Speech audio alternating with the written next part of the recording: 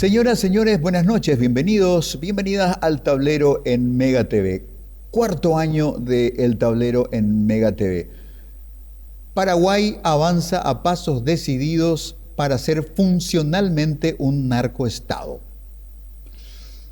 Distintas señales, distintos hechos, distintas asociaciones, cada vez menos disimuladas, así lo demuestran. Esta noche vamos a trabajar un tema en particular: cómo las organizaciones del crimen operan para lograr Cámara de Diputados mediante la redistritación de distintos lugares del Paraguay que son de la conveniencia del narco, porque son o zonas de producción de marihuana o zonas de tránsito y de logística.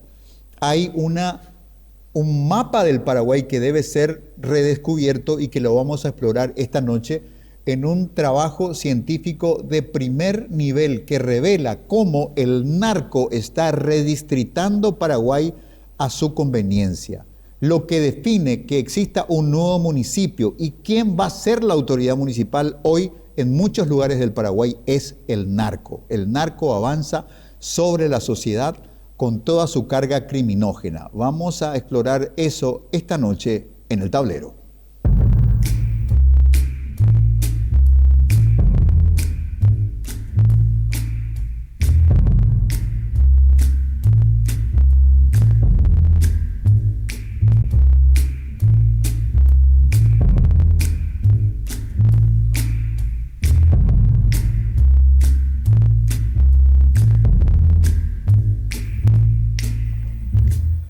Amigos, volvamos a ese momento en el que descubrimos que había un pastor Ifrán y su hermano tío Rico Ifrán y su amigo Marcet y el amigo Erico Galeano, todos metidos en el mismo paquete, y a cierta distancia el infaltable señor Cartes.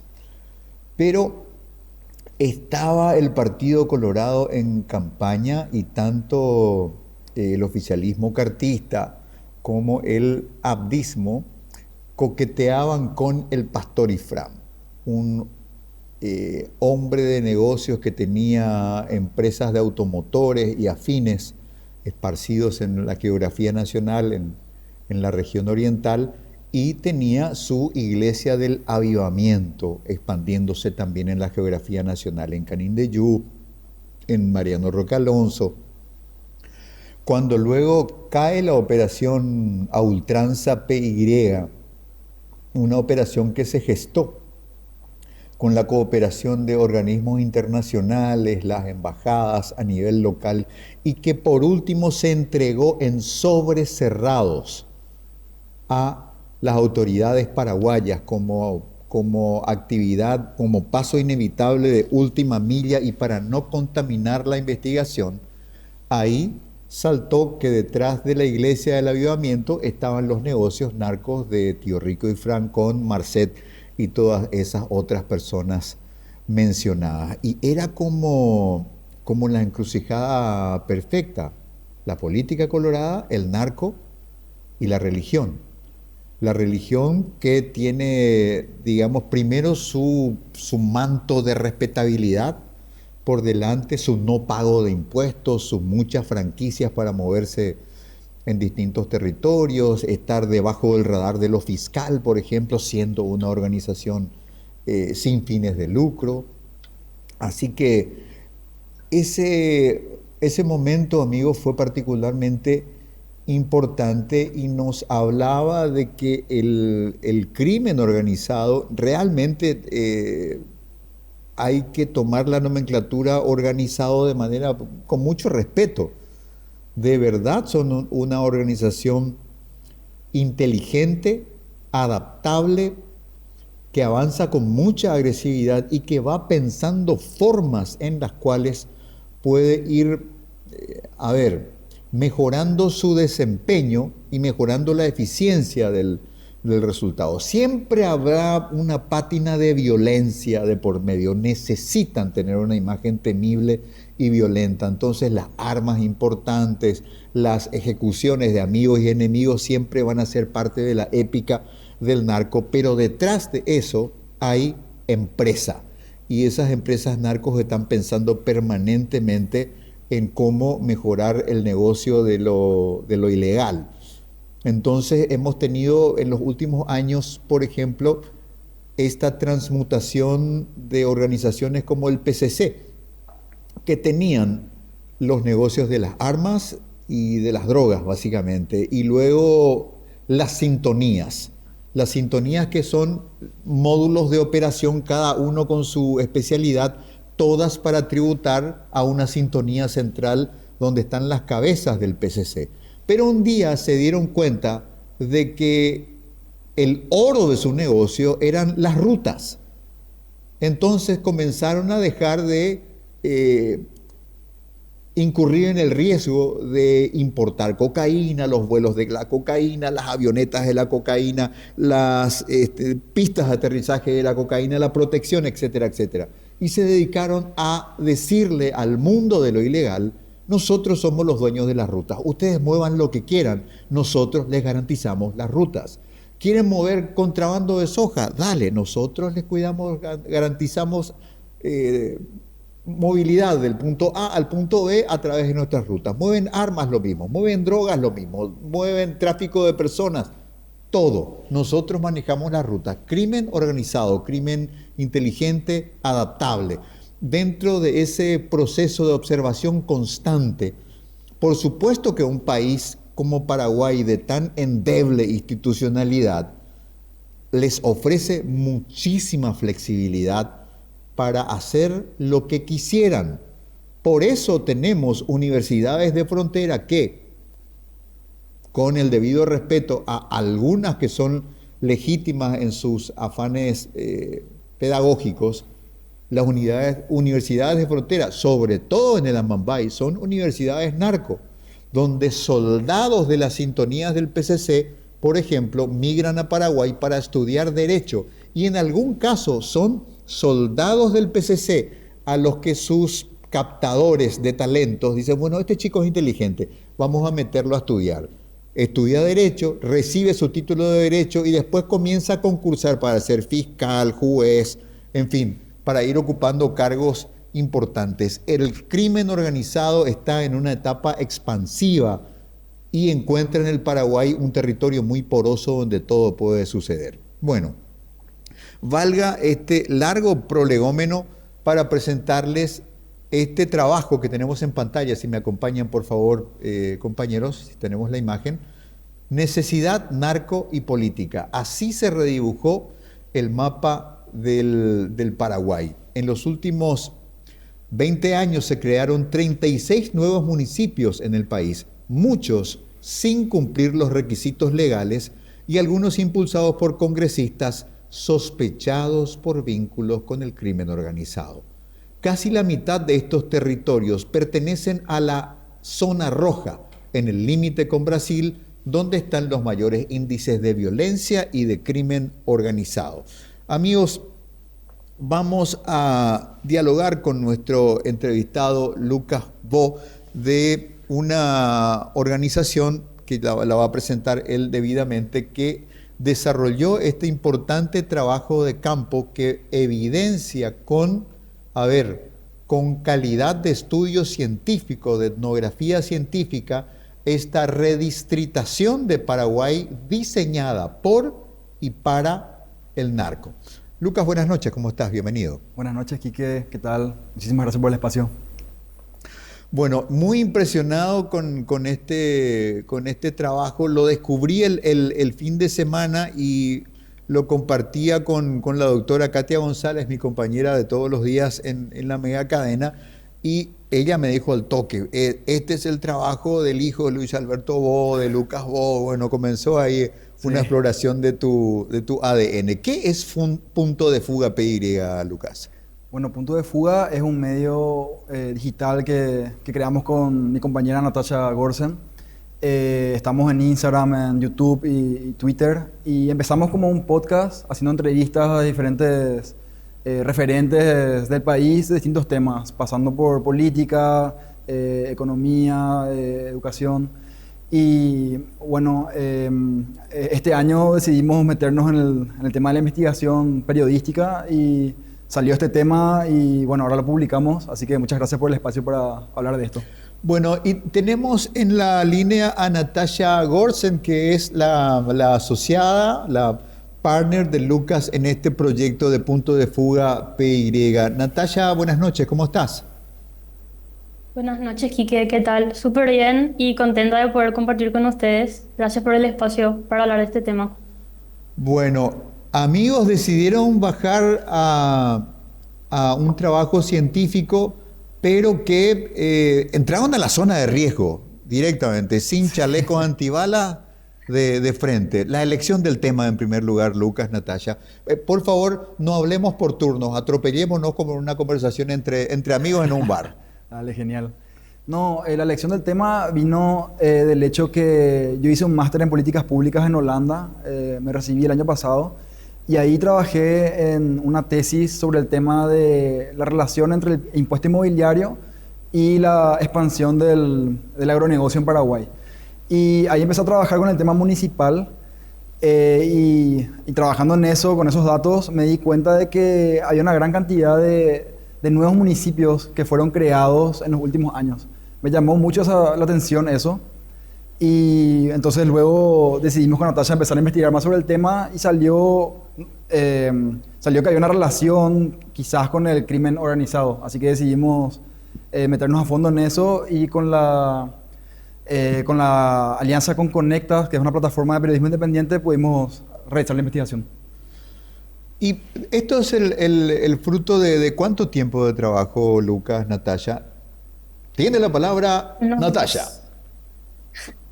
Unos meses, yo creo que desde febrero más o menos estamos investigando. Bueno, Lucas ya venía de más tiempo de estar metiéndose en el tema y mirando los datos, pero la investigación en sí creo que empezó en febrero y ahora el martes pasado, hace una semana, publicamos la investigación. Bueno, esto indica que tratándose de que esto hay que gestionarlo en público, la evidencia estaba ahí en la propia documentación, los trámites ante el Ministerio del Interior, los trámites ante la Cámara de Diputados. No sé cuál es la hoja de ruta para una redistritación, pero supongo que es inevitablemente público. Asimismo, el proceso empieza en la Cámara de Diputados, donde se crean proyectos de ley que son los que crean los nuevos municipios.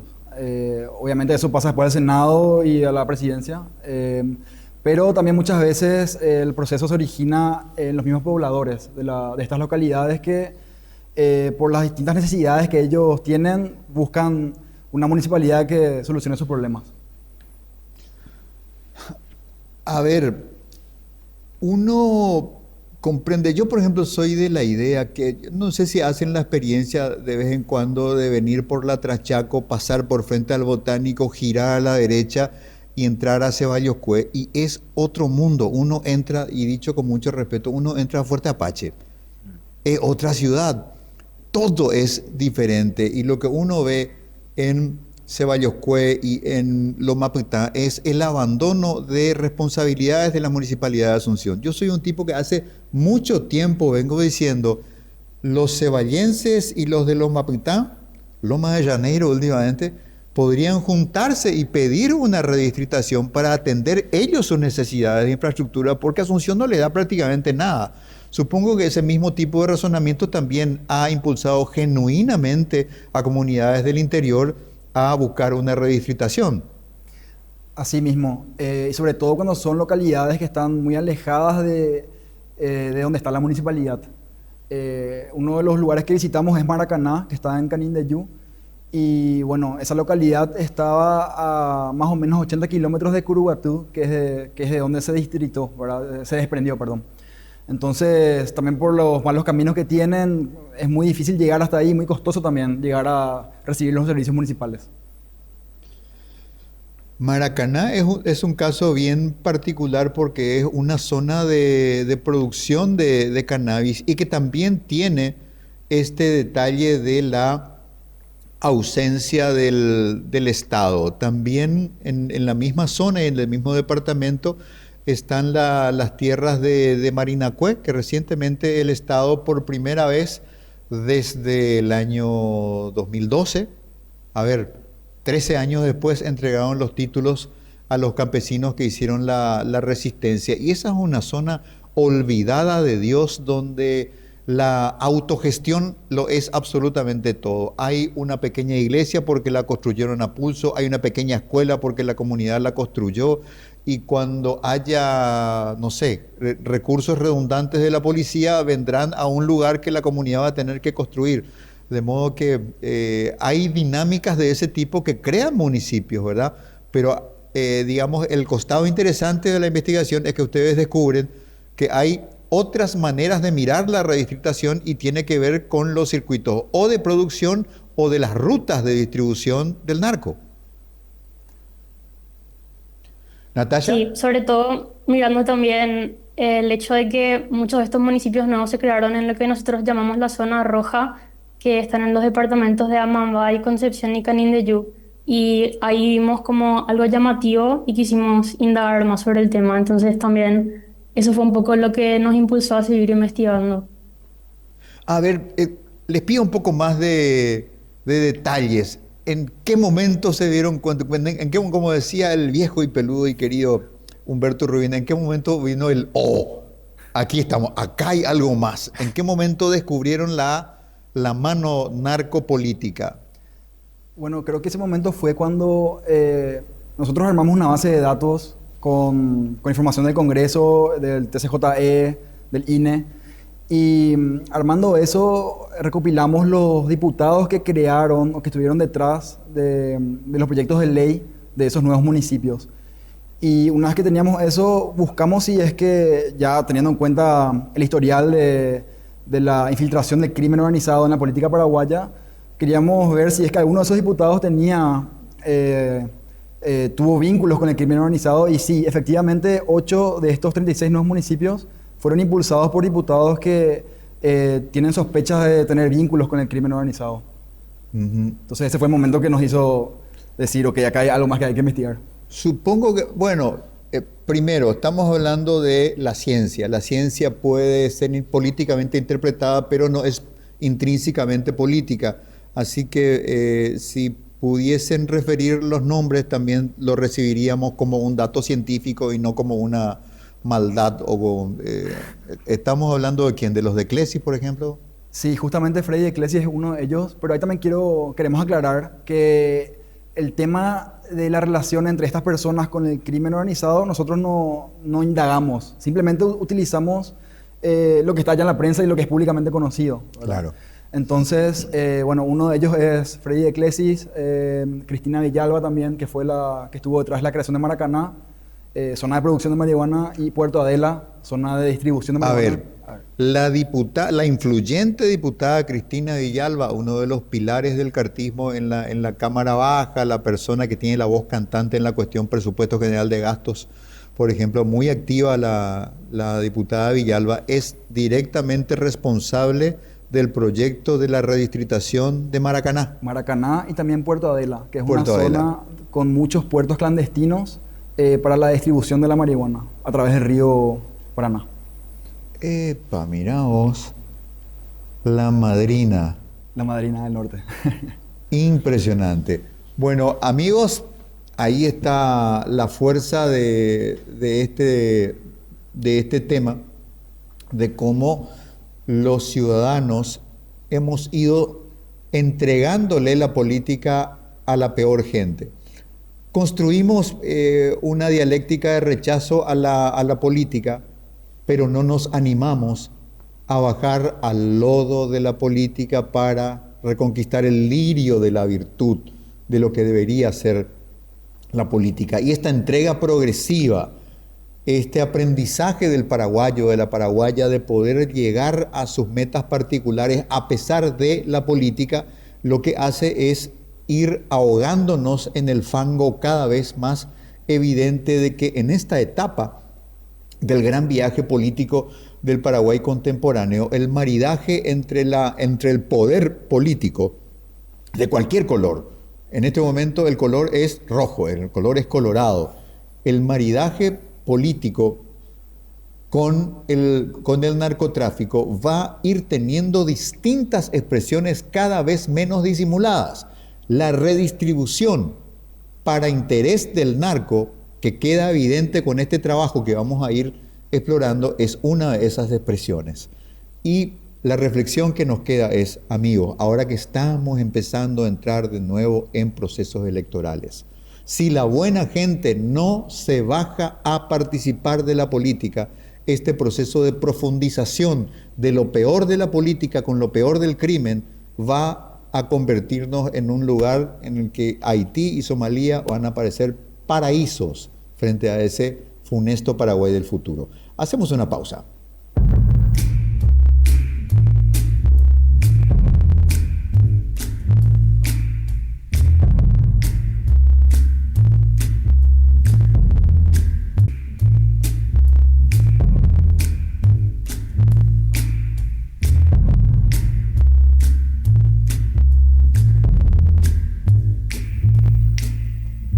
Bueno, los municipios narcos, amigos, los narcomunícipes o el narco como el protector y el regidor de la vida de un municipio. Ya teníamos la figura previa del narco benefactor. ¿Recuerdan lo que decían de Jarvis?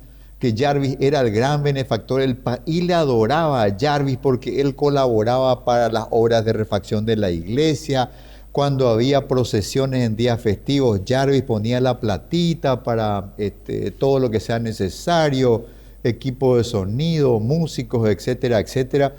Ya teníamos al narco protector de la sociedad o de los referentes de la comunidad en ese concepto muy del Paraguay profundo, ¿verdad? Donde uno tiene el comisario, el país, el juez de paz y el director de la posta médica. Si estás bien con los cuatro, ya tenés a la autoridad en el bolsillo. Ahora decidieron dar un paso más, que es no delegar la responsabilidad ni tener que negociar con el intendente, sino manejar las intendencias. De esto trata este fascinante trabajo de Punto de Fuga PY, una iniciativa de dos jóvenes cientistas sociales que bajan a la arena y se encuentran con estas realidades. Vamos a pasar acá en esta cámara a mirar el mapa. Y miren nada más, municipios creados entre 2005 y 2025. Y tenemos, por ejemplo, acá la zona más abundante es la zona del departamento de Concepción. Y aquí tenemos, por ejemplo, el municipio de San Alfredo. San Alfredo, amigos y amigas, es el municipio que tuvo como intendenta a Virina Villalba, la viuda del Virina Villanueva, la todopoderosa diputada que es la viuda de Genaro Peña, aquel polémico hombre del mundo de los automotores. Lucas, ¿qué se puede decir de San Alfredo, del municipio de San Alfredo? Bueno, San Alfredo es uno de los municipios que fueron creados recientemente y su nombre es muy particular porque no existe realmente un santo que se llama Alfredo, sino que es por Alfredo Stroessner el nombre de ese municipio. El santoral paraguayo no existe un San Alfredo. Por lo que vimos, no. Bueno, San Alfredo Stroessner entonces. Creado el 31 de mayo de 2013 a instancia de Ramonita Mendoza, Luis Carlos Neumann y Magdaleno Silva. Si no me equivoco, los dos primeros son liberales y luego el famoso Magdaleno Colorado, ¿verdad? Sí, no recuerdo bien los partidos de los otros, pero sí, Magdaleno Silva es colorado, que fue asesinado por sicarios hace unos años y también fue investigado por la Senat. Bueno, luego tenemos otros municipios como San Carlos del Apa, creado a instancia de Cachito Salomón, hoy senador, entonces diputado, creado en el año 2008. San Carlos del Apa tuvo como intendente al polémico y estentóreo político colorado Luis Aníbal Schupp. Me decía Lucas que es el municipio más chico de todo el Paraguay. Sí, en términos de población. De población. Sí, es el más chico de todo Paraguay. Y ahí quizás valga la pena recordar que para crear un municipio hay un requerimiento de la ley orgánica municipal de tener al menos 10.000 habitantes. Y bueno, muchísimos de estos municipios nuevos no cumplieron ese requisito. 12 de esos 16 municipios creados en la zona roja, por ejemplo, no llegan a los 10.000 habitantes. ¿Y cómo lograron la sanción de la ley sin cumplir los requisitos? ¿Falsearon, ignoraron? Bueno, el tema es que la ley orgánica municipal es como que recomienda eso, o exige eso, pero al final hay un pequeño inciso que dice, bueno, en caso de excepciones se puede omitir. Y entonces usan eso para hacer pasar la ley, vamos a decir. Okay.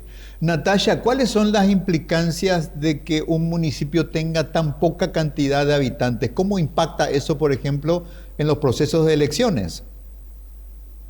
Bueno, y nosotros también notamos que en el caso de las elecciones se necesitan muy pocos votos para llegar a ser intendente o concejal, por ejemplo. Creo que en el promedio eran como 1.400 votos para ser intendente y hasta 100 para ser concejal en estos pequeños municipios. A ver, yo tengo que escribir un zócalo con esto. Sí, son datos del TCJD esos.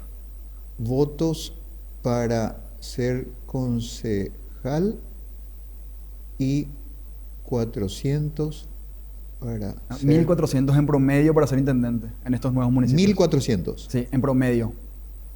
Para estos nuevos municipios de la zona roja. ¿Y 100 votos para ser concejal? Sí, en algunos casos menos de 100 incluso, en los municipios más chicos. Impresionante. Sí, y con las listas abiertas también es muy complicado este tema porque cada candidato tiene que financiarse su propia campaña muchas veces. Y al necesitar más recursos, muchos recurren al narcotráfico. Bueno, eso es impresionante. Vamos a movernos al departamento de Canindeyú, por favor, que parece que es el siguiente en cuanto a la creatividad municipal. Y ahí tenemos, mira un poco, Ubirarobana, que siempre lo referimos como el punto más lejano. ¿Dónde lo que vivís en Ubirarobana? Dice, bueno, Ubirarobana ya no es solamente un paraje perdido en el Paraguay, es un municipio desde el año 2011. Ubipita, Maracaná, aquí está. Maracaná del año 2016, municipio creado a instancias de María Cristina Villalba. Impresionante. Y luego esto que no hace falta ni explicar, ¿verdad? Puerto Adela. Si podemos mostrar a pantalla plena, por favor. Puerto Adela, creado muy recientemente en el año 2018. Los diputados que impulsaron la creación de este municipio son Purificación Morel Alfonso y María Cristina Villalba. Ahí está. Y es un municipio fronterizo, ventaja particular para la movimentación narco. Así mismo. Bueno, ¿qué más? Probablemente me quedo corto de miras, estoy en un efecto túnel. Ilústrenme ustedes, por favor, hacia dónde seguimos esta conversación. Bueno, ahí justamente lo que mostrás es el tema de los habitantes que dijimos. Luego, si bajás un poco más también los proyectos de ley, ahí. Hay proyectos de ley que encontramos que son básicamente idénticos. Repiten todo el texto, repiten las causas que usan estos diputados para argumentar la creación de estos nuevos municipios. Y ¿cómo se acostumbra a decir? Copy-paste. Exactamente, copy-paste. Exacto, sí. Sí. Exposición de motivos. Por si usted no está apretando el ojito en la pantalla, le voy a leer. Desde Congreso Nacional, Cámara de Diputados, exposición de motivos. El documento de la izquierda. Uno de los motivos principales que mueve a la gente de Puerto Adela a solicitar la creación del nuevo distrito es la poca asistencia que recibe del municipio madre por la distancia que existe entre los mismos, 80 kilómetros. El documento de la derecha dice, uno de los motivos principales que mueve a la gente de Laurel a solicitar la creación del nuevo distrito es la poca asistencia que recibe del municipio madre por la distancia que existe entre los mismos. Y no sé si las firmas al pie son más o menos las mismas. Pero ahí está, documentos clonados, no hace falta cambiar nada para tramitar una redistritación. Así mismo. Y Aquí que si le das a la flechita del costado, hay otro ejemplo que también es así un copia y pega de del mismo proyecto de ley. a ver, del año 2009, señor Salim Buzalquis, proyecto de ley que crea el municipio de Azotegui en el departamento de Concepción y una municipalidad con asiento en el pueblo de Azotegui. Sí. Proyectistas: Ramonita Mendoza, Magdaleno Silva, Luis Carlos Neumann y Blas Eduardo Vera Bejarano, que sigue dando vueltas en la órbita parlamentaria. Ya que mencionas el distrito de Azotegui, también es importante decir que la creación de un nuevo municipio implica un gasto enorme para el Estado si es que no hay buena planificación, ¿verdad? Y muchas veces estos nuevos distritos terminan dependiendo de transferencias del Estado para poder sustentarse económicamente. Y Azotegui es el peor ejemplo porque las transferencias del Estado representan arriba del 90% del presupuesto de ese municipio. Entonces, básicamente no recauda nada. Claro, en tributos no... Claro, no se puede sostener a sí mismo. Y ahí es donde aparece la sombra del narco con Boular y Cotemea. Por ejemplo, sí. ¿Cuánto necesitas? Bueno, y estos documentos, amigos, que tenemos a la vista en este momento, si podemos poner a pantalla plena, también con una gran economía literaria, tiene párrafos copiados. El documento de la izquierda dice: señor presidente, uno de los motivos principales que mueve a la gente de Azotegui a solicitar la independización, mirá, inventado en un verbo, la independización del municipio de Horqueta es la distancia que existe entre los mismos. Documento de la derecha, Paso Barreto. Los motivos principales que nos mueve a presentar este proyecto es el deseo de la gente de Paso Barreto de independizarse del municipio de Concepción debido a la distancia que existe. Son los mismos argumentos por parte de las mismas personas, Puerto Adela, Laurel, y así se fueron creando estos municipios que son financieramente inviables desde el punto de vista del aporte de las tasas municipales. Son poblaciones muy abandonadas, de gente que probablemente el que pudo levantarse una casita no tiene el título de su terreno, es decir, no tiene ni siquiera condiciones para aportar al municipio. Entonces, la razón de ser el municipio es un enclave donde la autoridad de referencia es amigable con el narco. Claro, y también destacar que estas zonas son de las más pobres del país. Entonces hay mucha necesidad que también impulsa todo esto. Y ahí estamos mirando Chirihuelo. Sí, Chirihuelo, la principal zona urbana de Cerro Corá. De Cerro Corá. Sí, que fue de los más nuevos, 2020 creo, se creó. 2021. 2021, ahí está. Y se desprendió de Pedro Juan Caballero. Ahí también, ya que mostraste este ejemplo, es interesante mencionar que Pedro Juan Caballero fue históricamente gobernado por el PLRA y se desprendieron Cerro Corá y otro municipio llamado San Japutá, y ahora ambos son dominados por la ANR. Entonces también hay mucho interés político detrás de todo esto. Creación de puestos y funcionarios. Bueno, Natalia, dice el documento: Paraguay es el cuarto país con mayor presencia del crimen organizado en el mundo, por ser un punto estratégico para las redes criminales y el narcotráfico. En 2020, la CENAT fijaba en 7.000 las hectáreas de tierra destinadas a la producción de marihuana en el país, lo cual posicionaba a Paraguay como el mayor productor de América del Sur.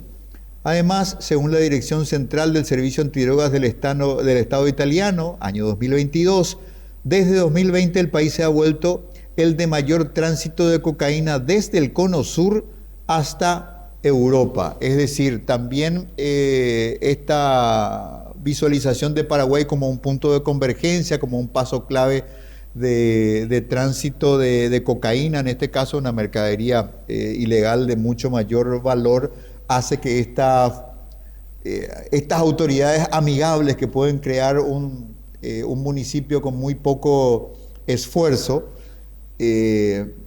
nos vayan convirtiendo en un nodo cada vez más complicado y ser más visibles, Natalia, ante el crimen organizado. Esta mirada del crimen organizado hará que necesariamente tengan que tener pactos, contactos y maridajes mucho más.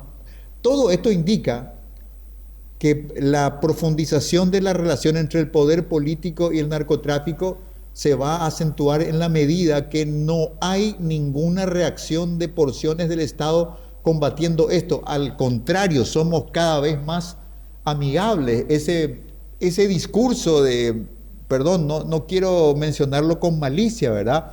Pero el presidente Peña ha invertido mucho de su tiempo en ir a promover a Paraguay en distintos países del mundo. Se habla, por ejemplo, de que fue muy exitosa su presencia en España, promoviendo Paraguay como espacio de inversión. Pero donde parece que hay mucha mayor rapidez para instalarse y para operar en el mundo del crimen organizado, porque precisamente es esta porosidad del Estado, esta capacidad de flexibilizarse en sus reglas y en sus normas que hace que el crimen organizado pueda ir sentando bases cada vez más fuertes en el país, Natalia. Así mismo, la verdad que estos datos que mencionabas al comienzo a mí me llamaron mucho la atención porque uno como paraguayo a veces no dimensiona como a nivel mundial realmente cómo estamos y también esto fue algo que nos llamó mucho la atención y un dato que también es interesante es que estos municipios que están en la zona roja están muchas veces cerca de la frontera con Brasil y a lo que aprendimos hablando con expertos es que también esta frontera seca facilita mucho más actividades como el narcotráfico. Entonces eso también fue uno de los indicios que nos hizo darnos cuenta de que acá había algo que era llamativo y sospechoso. Ahora, Natalia y Lucas, el narcotráfico es criminógeno. El narcotráfico contagia a la sociedad. Se extiende, se expande, absorbe. Hay una cultura narco que, incluso en el caso de Brasil, por ejemplo, en Sao Paulo, en el Gran Sao Paulo, en el estado de Río de Janeiro, incluso hay expresiones artísticas, formas musicales, igual que los narcocorridos en México. Hay toda una cultura musical que ensalza el narco como una forma de vida. Entonces no es solamente una operación limpia que pasa por ahí, sino que necesita contagiar. Y ese es el caso de estas localidades mencionadas como Maracaná y otras conocidas, donde el narco va casa por casa dejando bolsas de marihuana recién cosechada para el despalitaje, que es una forma de absorber y captar a la población y meterla en la logística del negocio. Asimismo, pero esto es solamente posible porque esa población que decís está en una situación de precariedad que ve en el despalitaje o en la plantación de marihuana la posibilidad de sobrevivir, ni siquiera de tener ingresos elevados, sino de sobrevivir. Y esto es por diferentes temas, como que los caminos estén en mal estado, que no puedan sacar adelante su producción, que los precios sean bajos, que no tengan tierra incluso. Entonces, eso es muy importante destacar. Bueno, dice el documento en esta parte, si lo podemos poner a pantalla plena, por favor. La influencia del PCC se siente principalmente en la zona roja, incluyendo municipios creados recientemente como Ubiraroaná, Carapaí y San Japitá. Son tres situaciones a las que se enfrenta alguien que va a ser juez,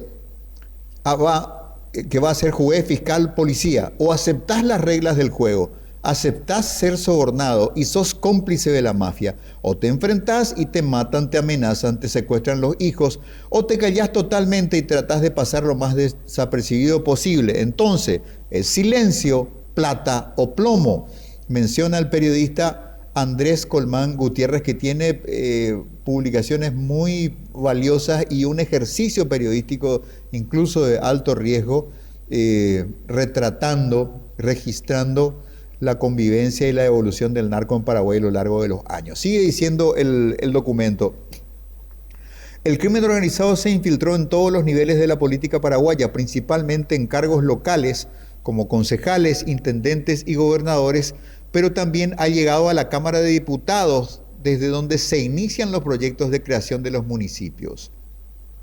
De los 36 municipios creados en las últimas 2 décadas, 8 fueron impulsados por diputados con sospechas de tener o haber tenido vínculos con el crimen organizado. Son Cristina Villalba, quien tiene un historial de vínculos con personas ligadas al narcotráfico, según publicaciones de la prensa local e internacional. Magdaleno Silva, quien ha sido investigado por la Senat y fue asesinado en 2015 por sicarios en un ajuste entre narcotraficantes, según la Fiscalía. Freddy de Clesis, actual gobernador de San Pedro, investigado por la Fiscalía en 2014 por involucramiento en el narcotráfico. Y Carlos Maggi, en cuya propiedad la Senat incautó 300 kilos de cocaína. Todos pertenecen a la ANR, cuyo líder es el expresidente Horacio Cartes, también sospechado de tener vínculos con el crimen y con el lavado de dinero. Tanto Cristina Villalba como Freddy de Clesis y Carlos Maggi fueron contactados por Punto de Fuga y Conectas para conocer su postura ante los hechos mencionados en esta investigación sin obtener respuesta. Esta es la parte, digamos, medular. Aquí sí hay voluntad política de ser flexibles a las demandas del narco. Los límites son infinitos. Quizás, Natalia y Lucas, nuestra salvación, si podemos hablar en esos términos, será si en esta presidencia de Lula da Silva, Brasil crea un régimen legal que permita el autocultivo, por ejemplo, y comiencen alrededor de eso un pequeño, mediano o gran emprendedurismo para producir cannabis regulado por el Estado brasileño.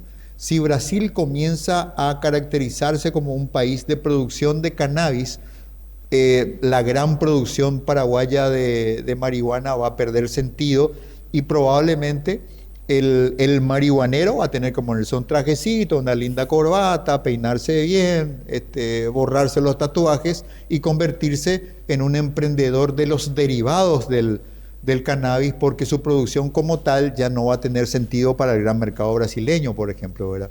Pero mientras eso no suceda, esto va a seguir creciendo y contaminando la órbita municipal y la vida de las personas. Así mismo, sí. Natalia. Sí, la verdad que es interesante lo que planteas y sobre todo también a lo que nosotros queríamos recalcar mucho en la investigación y en el texto que publicamos es que mucho de esto nace porque hay demasiada necesidad en estos municipios. O sea, nosotros realmente hablando con los vecinos de la zona notamos que ellos no tienen otra alternativa que dedicarse a la producción de marihuana. Incluso las familias enteras de Maracaná, por ejemplo, muchas veces se dedican al despalitaje, que es separar la flor del tallo, y eso es algo que incluso los niños o las abuelas, los adultos mayores también hacen. Entonces está tan normalizado y es como algo que la gente ve como la única alternativa para seguir adelante, lo cual es muy triste y estaría bueno que también se implementen políticas públicas para que la gente no tenga que recurrir a esto. Bueno, impresionante porque esto vemos en estado germinal lo que en Brasil ya es un producto maduro, como grandes redes de organización criminal como el PCC, el Comando Vermelho y pequeñas expresiones regionales como Bala na Cara, por ejemplo, van sustituyendo el rol del Estado. Ahí donde hay pobreza, donde hay abandono, aparecen ellos y crean una cooptación de la población y las dedican a quehaceres que tributan al gran negocio del narco. Es decir, Paraguay va camino a convertirse en un narcoestado. No es una exageración de políticos de la oposición, es una realidad en proceso. Sí, bueno, y también hay que decir que el crimen organizado no conoce fronteras. Entonces, como decías anteriormente, para luchar contra esto hace falta una alianza regional, trabajar con Brasil, trabajar con Bolivia incluso, porque si no, esto va para peor, vamos a decir. Lucas, Natalia, muchísimas gracias por esta visita, por esta conversación y muchas gracias por este trabajo de tanta calidad que, repito, es un trabajo de carácter científico. La ciencia es neutral. La ciencia encuentra lo que encuentra y lo que ignora va a ir tratando de bajarlo a un plano de o a un plano de realidad. Hay muchas cosas en nuestras vidas que son deudas de la ciencia, que parecen milagros, que parecen cosas inexplicables, que parecen fantasmagorias, son deudas de la ciencia. La ciencia alguna vez llega y siempre llega con la verdad. Aquí no hay intencionalidad política, no hay maldad, no hay escrache. Acá hay ciencia y la ciencia nos demuestra cómo el narco está operando para dominar la órbita municipal en sus zonas de producción y sus zonas de circulación, y que no es solamente para garantizar el paso de ellos, van creando una cultura narco. El narcotráfico es criminógeno, va contaminando a la sociedad. Por eso tenemos el fenómeno de Pedro Juan Caballero, donde no es extraño que el aspiracional social de las chicas sea tener el novio narco que la lleve al cirujano plástico narco que le va a sacar las costillas de arriba para tener esa cinturita estrecha, busto importante, nalgas importantes, en fin, la narco Barbie, ¿verdad? Y que para los jóvenes el aspiracional social ya no sea ser ingeniero vial, no sea ser médico, sea entrar al mundo del narco y pasar de pobre a rico, poderoso y peligroso, además, en el menor plazo posible. Van cambiando los paradigmas de Paraguay y nadie hace nada para detenerlo. El poder político, que tendría que ser, digamos, la fuerza que contraopere en ese sentido, es absolutamente amigable con el narco. Así que ser un narcoestado no es una fantasía, no es una protesta política, es una realidad del Paraguay de hoy. Vamos a una pausa.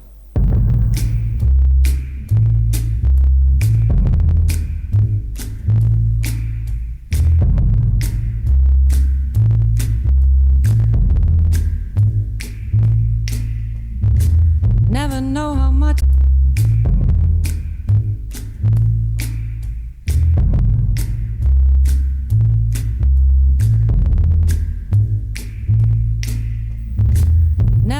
Bueno, impactados, estamos aquí en la cadena de puesta al aire de El Tablero con la contundencia del material que acabamos de compartir y de conversar con sus autores. ¿Y cómo debemos interpretar, amigos, el hecho de que el primer paso que da el crimen organizado hacia la cooptación de las instituciones de la República empieza con el gobierno local? Van a ir fidelizando municipios siempre y cuando ellos estén dentro de la órbita de la conveniencia de ellos, porque son zonas de producción o porque son zonas de tránsito o zonas de operación.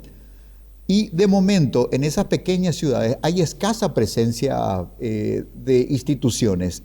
En la medida que vayan viniendo, esas autoridades también van a ser cooptadas por el narco.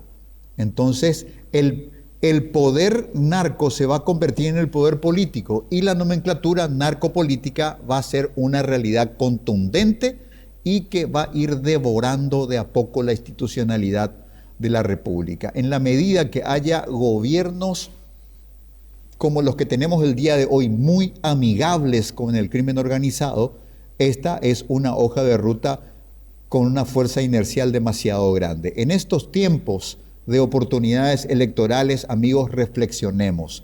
Todavía estamos a tiempo de salvar al Paraguay del futuro. El Paraguay del presente está así de comprometido, con mucha fuerza y una incursión cada vez más evidente del narco y un maridaje cada vez menos disimulado entre narco y política. Una buena elección, una buena participación de ciudadanos, una buena votación es un gran revulsivo para este tipo de cosas. Pensemos en eso como un principio mínimo de reacción ciudadana para salvar este país que tanto queremos. Buenas noches, muchas gracias.